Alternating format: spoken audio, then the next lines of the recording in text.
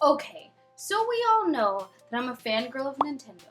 I'm also a fangirl of Disney, and I've also been a fangirl of groups of boys singing, boy bands, boy groups, whatever you want to call them. Anyways, this story that I'm about to tell you, it's gonna get the feels going. Just thinking about this is getting my feels going. One Direction, why did you leave me? I don't really remember all of this story. It was a while back, a few years ago, I think 2013.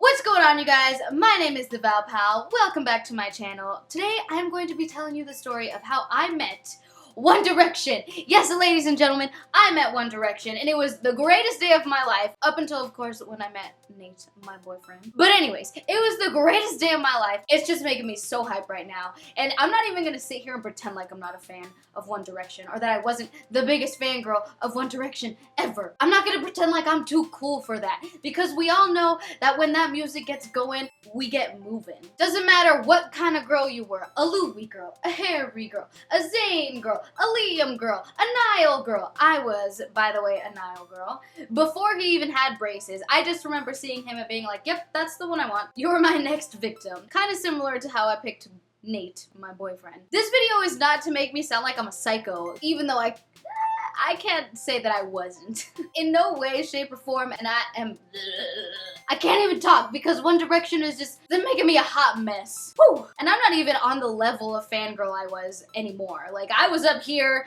I'm probably about down here. I'm not making this video saying that what I did was okay. I definitely, now that I am an adult, like, I don't condone this at all, especially with all of the Jake Paul stuff going on. Like, it's just an invasion of privacy. So let's just go ahead and get started. I don't remember if I was 17 or 18. I think I was 18 years old. I had been a fan of One Direction for quite a few years. Back in the day, we called it stalking, and there were update accounts that would like send you information or like tweet out where One Direction was. And I don't know if those update accounts still exist, because like I said, I haven't been in the fangirl game for quite a while. So my friends and I would go out and go stalking, and we would go and try to meet One Direction. And my parents never took me to do any of this. Like, I always found my way. Once I got my license, I was like getting going. I was on that freeway going 80 miles an hour. I was like, this is my moment. I'm gonna meet the love of my life. We're gonna fall in love. Basically every fantasy that any fangirl has about their favorite singer or actor or whatever, YouTuber, you name it. Whatever floats your boat, whatever gets you going. So I think this was November 20th. Yeah, it was November 20th, because I remember checking my Instagram. This picture is on my Instagram. This picture is everywhere because I just never want to forget. I won't let myself forget. Like, I'm laying in bed and the second it starts seeping out of my mind, I'm like, hey, get back in here. You'll never forget this day. But me and my friend, I'm just gonna call her Amber. I don't think she'd care if I used her real name.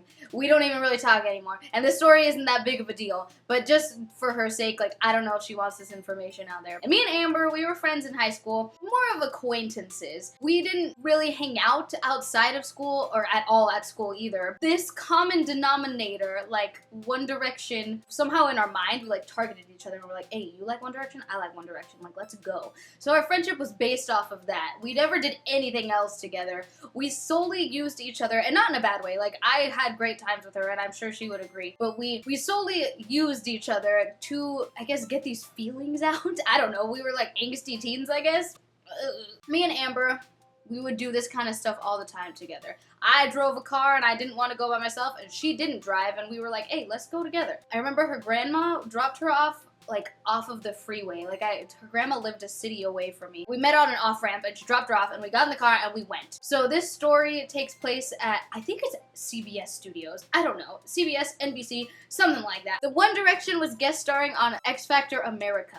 And we didn't have tickets to go to X Factor. We still gonna go though. Like, to us, just being close, like, oh my god, One Direction is in that building. I can feel it. They're there. Like, that's just amazing. We could have spent the whole day just sitting, like, rubbing the walls and, like, smelling them, and, like, One Direction was inside, and that's all that we cared about. So we were driving. So that day, Midnight Memories was leaked. I remember she, like, burnt a copy of the CD, and we, like, put it in my car, and we were like, this is so great! And I hadn't heard any of the leaked songs yet. Like, it happened while I was driving to her grandma's house, so she made the CD. We were going ham in my car. And I just remember Better Than Words played, and it was like the first time that I had ever listened to that song. Whew, everybody knows Niall's solo in that song. Off the charts, amazing. and I lost it. I was driving, I almost crashed, but it's okay, we good. We roll up to CBS, NBC, whatever, X Factor Studios. It's like right next to the Grove in Los Angeles. So we roll up, okay? There is no parking anywhere. So we find a little side street. We get out of the car and we're like walking down to CBS Studios. And I remember that what I was wearing this day. It was like a brown cashmere top. I remember I thought it was so fancy. My mom bought me this like cashmere sweater for Christmas and I was like, hey, like y'all want to feel this? Cause I'm feeling it and it's the time of my life. I just liked telling people, oh, it's cashmere. I'm wearing this cashmere sweater. I'm also wearing these like little brown booties and some leggings. And the cashmere sweater like goes a little low. It's like oversized. So I'm not walking around with my butt all out like a hoochie. Like that's not how I roll. So we like walk in and I'm wearing these little booties and they're a pretty good size heel for me back then. Being in these all day was gonna be a trip. By the end of the day, my feet were probably gonna be like screaming inside my shoes. So I brought an extra pair of boots and I brought a sweater to wear. We get up there and there's like tons of fans everywhere. But we didn't want to be around where all the fans were. We were trying to think like strategically, like, hey, you know, all the fans are over here, so we can go over here because I bet if I was One Direction, like if I was Harry Styles and I was like, hey, I'm trying to sneak out, I would go this way. Like we were trying to get inside of our minds, be like detectives and stuff. We ended up in like a parking structure, and from the parking structure inside, you could see out into like the back lot of the studio was. And I remember we were there for like hours, yo. We were trying to post up at a good spot, and we saw then and there, like we saw Louis and Zayn, and I think we saw Liam, but like there was no sight of Harry or Niall. And no sight of Niall means no sight for me. Like I'm out of town. Just kidding. I was really excited to breathe the same air, to be in the same atmosphere. But once like it was confirmed, like, hey, target locked, the Eagle has landed, we up in here, we like ran down the parking structure. There was like a little alley between the parking structure and then the back lot, and the back lot had this chain link fence that was green.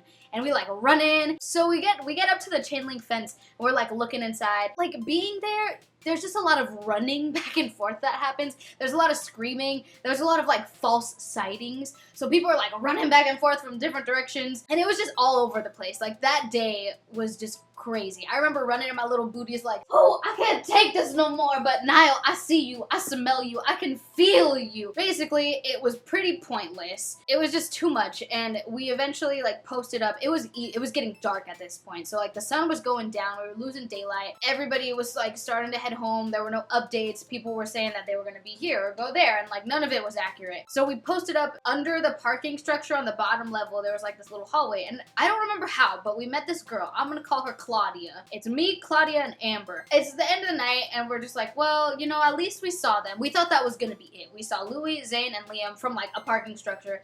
And that fed our little hearts like enough to keep us going. So we're like, that's gonna be it. We're gonna call it a night. This girl Claudia was like, no, like let's like chill more. And this girl Claudia was older than us. She was, I want to say like 25. And me and my friend were still in high school, so she was old. And me and my friend are kind of over it. We're like, we've been all over the place today, running back and forth, like doing laps. I've ran probably like 10 miles today in these little booties, and I'm done. Like it's done. I go and change, and I put on these like little gray knit looking Uggs. I put those on, and then I put this sweatshirt I got from San Diego Zoo, and it has like pandas on it. I was looking fresh that day. My hair was down, it was straightened, my makeup was done, but since it was cloudy, it was getting all frizzy and I was not having it. So I like put it up in a bun. I looked like a hot mess. It started raining, so like it's coming down on me, and I'm just like, well, this is it. Like, if I meet the love of my life like this, at least I know he loves me for me. We start walking around the vicinity, or like the area of the studio again, and there's an entrance to this studio, and there's a bunch of girls that are chilling there, and it's an entrance. So at this point, I'm assuming everybody's just waiting for like One Direction to drive out, like just a glimpse of them, their car, their silhouette in a window, and it's done. It's over. Panty dropping. And we go over there and we start asking questions, and they're like, yeah, like they're gonna come out soon, all yada yada yada. And we're like, all right. We again thinking in our little like detective minds, if I was One Direction, like there are all these girls here, this is not the ideal place for them to come out. So we start walking around the building again, and we do a few laps. We were literally like, okay, this is it. If we don't see them, if they don't come out at this point, like we're leaving, we're heading home. Well, we come around this corner, and this guy comes out from the back. He's wearing like an X Factor badge. It's like a visitor badge or like a pass or something to be backstage. And my friend was like, I'm just gonna ask him. Like Amber was ballsy. She was like, I'm just gonna ask him if I can have it. And he's like coming out of the lot anyways, so why does he need it? And I think his name was Fernando, Alfredo, something along those lines. God bless your soul. You gave us the courage that night to pursue our dreams, to reach for the stars. Amber goes up to him, asks him for his badge. He's like, sure, yeah, like you can have it. And we were like, what just happened? We're pretty sure you're not allowed to give this to us, but this guy was like, I'm going home. Like, it's not a big deal. Here you go. So my friend and I are like tripping balls, and we think of this plan. We're like, okay, Amber, you're gonna go in first, and then you're gonna meet them, and you're gonna come out, and you're gonna pass us the sticker, the pass, and then like, I'm gonna go in, I'm gonna come out, and then you're gonna pass us, the other person, the sticker. And it was just like this whole plan. And we were like, we gotta be quick, we gotta make sure that we get in and out, and we do this. My friend Amber goes in first, and like, I'm calling her, and she's like on the other side. She makes it past security, and she's in. Like, we're in at this point, and we're like, oh my God, we were about to go home, and this happens. The night is still young. It's like 11 p.m., but I'm like, I am wide awake, I am here, and this is it. This is my moment. I'm on the phone with her, and I'm like, hey, what's it looking like in there? Do you see them? She's like, no sign of them. And she's in there for a little while, and then eventually she's like, yo, there's no one over here, like, you should just come in. And I was like, yeah, right, I'm not like looking to get into any trouble. I don't want to be embarrassed in front of the love of my life. That's not how I planned for this to go down. Like, he's supposed to see me in this rain and my mascara all dripping down my face, and no. And that's not how I see this happening. But she's like, no, like, no one's even come up to me, and no one's asked me any questions. You should just come in. And like, I'm in the group of the fangirls that's waiting outside of the entrance of this studio. So like, there's like hundreds of them outside. Well, what do I got to lose? And bless my little soul for being so brave. I don't think anyone understands that being a fangirl, like, this is all you want. You're gonna do whatever you gotta do it, to get what you want. So I just go. I just walk in. I walk past these hundreds of girls, and I'm just going for it. I meet up with my friend in the back, and there is nobody. And I think the girl Claudia was with me too. I don't remember, but somehow she ended up there. I think she might have had tickets to the actual show, so when they let people out, they were leaving through the back lot, and like, she met up with us. But I don't remember, because right now it's just me and Amber. There's like hundreds of girls outside, and we just walked in. It just blows my mind that any of them could have just walked in and been like, hey, I'm supposed to be here, and nobody would have said anything. And it's outside, so nothing is legitimately backstage. Like, it's just outside. It's the back lot of the studio.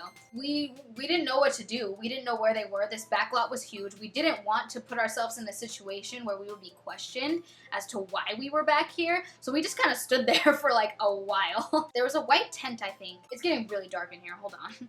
So we ended up walking over to this like tent thing, and I think it was a tent where they were supposed to be doing interviews after the show, because there were like a lot of important people there and like cameras and stuff. I'm pretty sure Austin Mahone was there, but I don't remember, because like I said, One Direction or bust. So my friend is in this tent, there's no one there. We walk out of the tent and we go back around. We're like walking around the building. The building is a square, and right now we're on like this side of the building. My heart is racing right now because I'm like living it. I'm reliving this moment.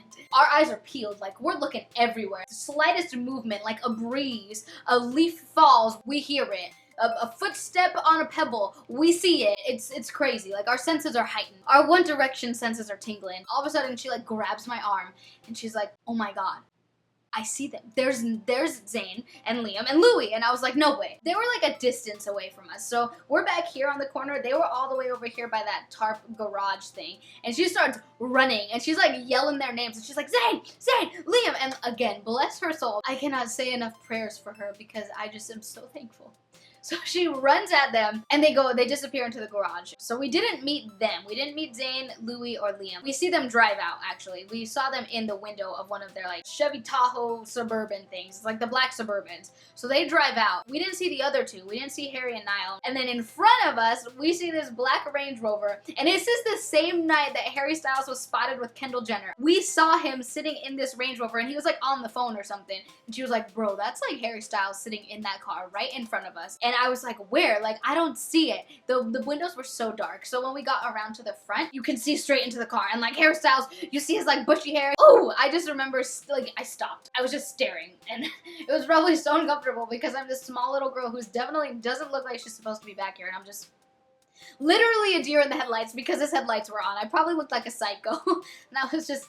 It's not an illusion. The moment of truth, my friend, she grabs me and she's like, Valerie, don't freak out, but Niall is right there. And I just remember hearing his laugh, and his laugh is like a little whisper, a little kiss in the eardrum of my little tiny Valpal ear. And I hear it, and I hear his voice, and I turn to my left, and lo and behold, Niall Horan in the flesh. He was wearing a white shirt. I remember just like yesterday. He was wearing a white shirt and he had his like jacket, his blue jacket over his shoulder, and he's standing there with his like pants not rolled up. They were like scrunched up, and he's wearing his little, he used to wear those shoes like I think they're called Supras, and they were white and they were a high top, and he's standing there with like his hands in his pocket and his little blonde quiff, and he's like laughing. He's wearing this backpack. He's having a good time. He's socializing. He's just being little Niall. And me and my friend are just like, she's like, we have to get a picture with him about it. We have to. So right as we're like about to approach, well, she is, I'm just kind of like in the background like, oh my god, this is it. And then out of nowhere, like, it just shows you how we are not the only thirsty girls for One Direction. Everyone back then was like thirsty. They wanted to be sipping on that One Direction Gatorade. Fifth Harmony comes out from the X Factor and they like beeline it to Niall. And Camilla, I think that's her name, I don't know, they're all right, okay? But in this moment, like, my fangirl blood was raging and I was furious because here they come beelining it, and they're younger than me too, but of course they got their like little hoochie skirts on and their high heels, and I'm like, well, here I go, standing in this sweater and these boots, and I'm a hot mess. They're standing in front of him in like a C shape, and it's all of them, and there they go like giggling and like flirting, and it's just him, and he's being a nice guy. He's like talking with them. I'm gonna be real though, it kind of looked like he was a little annoyed, like he was trying to get out of there. I'm jealous. I'm sitting there like, this was my moment and they took it from me. I'm about to call the police and I'm gonna report you for robbing me. So eventually like it dies down, they leave.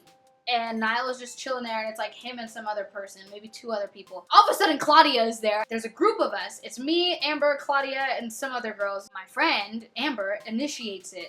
And she's like, hey, can we get a picture? And like, I remember our phones were dying. I'm pretty sure, well, for a fact, my phone was dead. The girl, Claudia, she got a picture with Niall, and I'm like last. I'm getting ready for my moment. And I just remember standing there, and I looked at him, and then I didn't even say anything. And I just remember I turned around and he like put his hand on my shoulder and I smiled. Claudia took the picture and then she sent it to me. And that was it. The greatest night of my life was over like that. If Alfredo, you are the one who put this whole thing into place. I cannot thank you enough for letting me meet my idol. At some point I moved my car from the side street we were parked at to the Grove parking lot, like the farmer's market parking lot. And I just remember leaving that night and I had to pay like $36 for parking because my car was there for like hours. But at this point, I didn't care. I was like, worth it, anything. You want my whole checking account? You can have it. Because you know what? I just met Niall Horan. I just saw One Direction in the flesh. This is the best night of my life. I'm on cloud 9. I'm living. So then, of course, the next day, my friends are like raving about it. I'm showing everybody this picture. And the reason I was going to say earlier that I was mad at Claudia for taking this picture is she like put the front-facing camera on. Like, she didn't think to take a picture like a normal person. She put the front-facing camera on, and she just uses the front-facing camera. So the megapixels on that back then were like 2 megapixels. So it was pretty terrible, but it's still there. I just feel like it's so terrible that there's no way that this picture is faked. Like, you couldn't fake this picture. It's real. It's there. I'll insert it here. That was it. I went home that night, the happiest girl ever. Oh, I'm like losing my voice. I'm so hype. After this moment, I don't remember going out again to meet them or try to meet them because I was like content. And no moment after this could have ever lived up to that one. But previously, I have a bunch of stories. There was a time I got into a car accident. There was a time I ended up spending like $600 for a hotel room. And I'm gonna say this again, like in no way, shape, or form am I condoning that this is okay. It's very selfish for us to be invading these people's privacy. And to be fair, like I wasn't ever at someone's house. They were in an environment where they knew they were gonna be fans to meet them, so I wasn't putting myself in any other situation because even my friends and I agreed that like that's an invasion of privacy. But even still, I feel like to some extent this was too. They're human beings. We were definitely treating them like animals. But I have a bunch of stories. I've met other boy bands, other boy groups. I've also met a bunch of different YouTubers. So if you guys want to hear them, go ahead and subscribe. All you fangirls out there, give this video a thumbs up, you know? Preach with me. This is the time of your life. And if you're a fangirl, don't ever let anybody make fun of you for it. And if they do, heck them. Who even cares? You're having a good time. Do you, girl? Because if that's what makes you happy, I know it made me happy. However you can make it through the day, I want you to go ahead and do that. Thank you guys so much for watching. Let me know what you think of this video. So until next time, you guys, Peace out! My bald spot is probably off the charts right now. I cannot stress this enough. This is like my psycho patch. Like, this is where you know, like, this girl's a little bit crazy, but this side is like, you good.